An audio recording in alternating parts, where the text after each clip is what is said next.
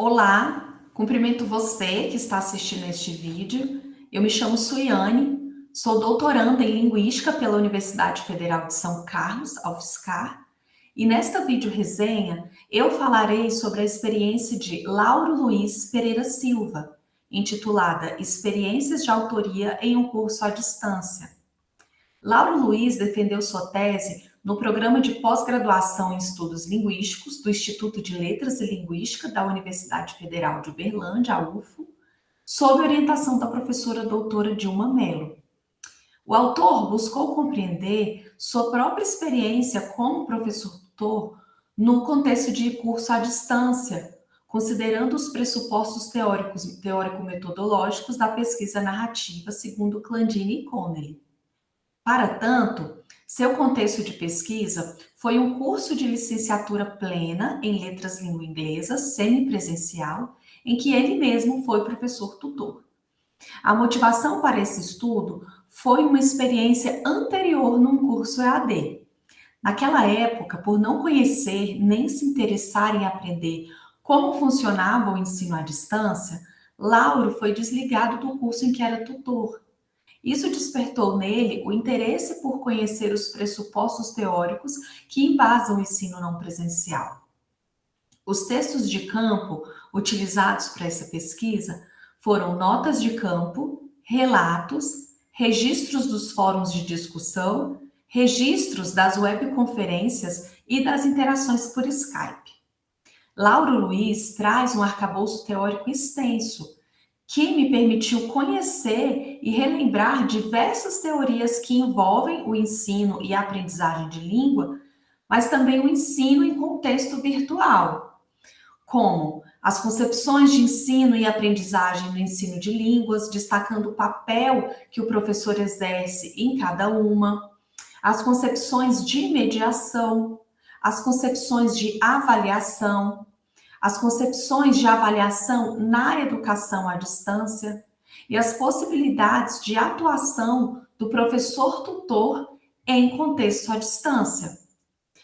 No que se refere à composição de sentidos, Lauro, a partir de uma visão qualitativa, dialoga com Eli, Vince, Downey e Ansu. O autor da tese, após investigar narrativamente suas experiências como professor tutor, depois de ler e reler suas notas de campo, pôde chegar aos seguintes temas. Primeiro, eu, professor tutor, e minha prática de avaliação. Segundo, o professor tutor precisa ser autor, ter agência.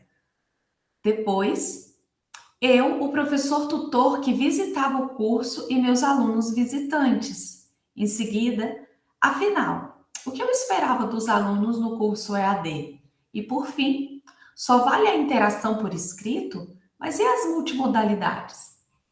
Esses temas foram suscitados a partir da contagem e recontagem das experiências de Lauro vividas no contexto de um curso à distância. Em cada subseção, o pesquisador reflete sobre suas ações, sobre o que fez para promover o ensino e a interação entre os alunos, mas em que deixou a desejar. Como forma de contribuir para a área de linguística aplicada, o autor considera que sua pesquisa fomentará discussões sobre o processo de ensino e aprendizagem à distância e a formação de professores tutores para atuarem em cursos na modalidade à distância. A pesquisa narrativa é provocadora e busca subverter alguns paradigmas estabelecidos pela academia, que acabam limitando e impedindo que as pesquisas se desenvolvam com todas as suas potencialidades.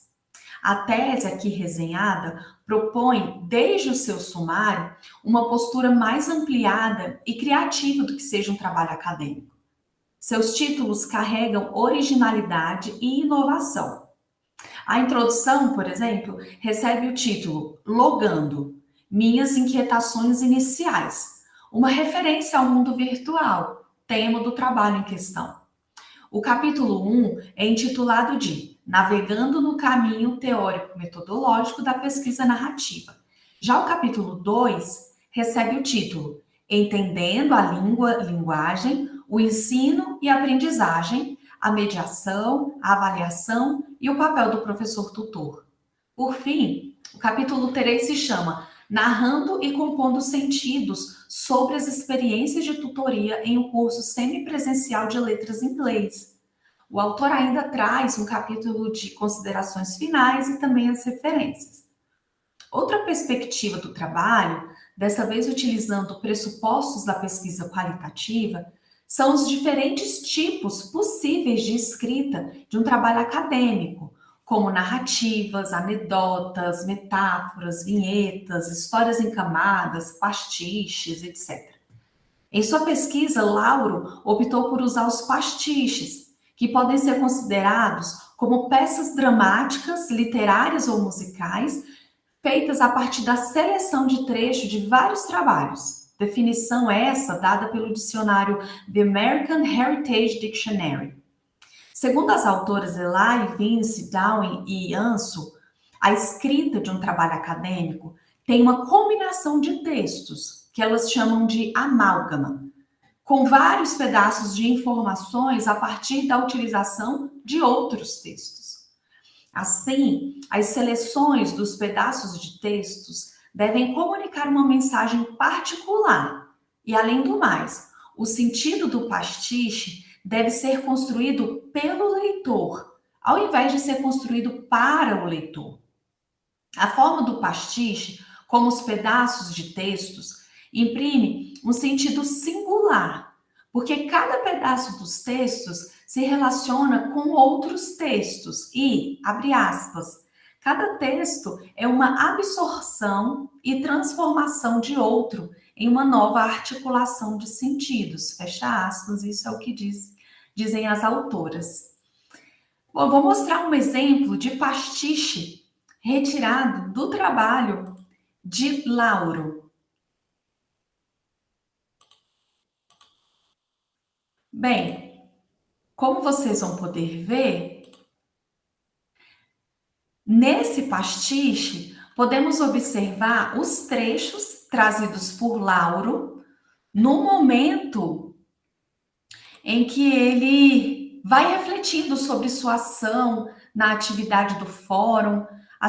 Ele traz também, né, essa parte que eu falei, ó, as contribuições são essas aqui. Em seguida, ele traz as contribuições que o aporte teórico, né, sobre uma atividade à distância, como ela pode ser interessante, atraente, né, que seria essa segunda parte. E, por fim, nessa última coluna, há um recorte da composição de sentidos feita pelo autor após contar e recontar a sua experiência como professor tutor. Bem, como iniciante na pesquisa narrativa, muitas dúvidas ficaram na minha cabeça sobre como estruturar meu trabalho a partir dessa perspectiva. O trabalho de Lauro, então, ilustrou como a pesquisa de cunho narrativa pode se manifestar. Eu espero que com esse trabalho e com as resenhas feitas pelos outros colegas à sombra da pesquisa narrativa, eu consiga encontrar o caminho da minha própria pesquisa narrativa. Espero que vocês tenham gostado, que essa experiência possa servir como aprendizado para todos vocês. Obrigada.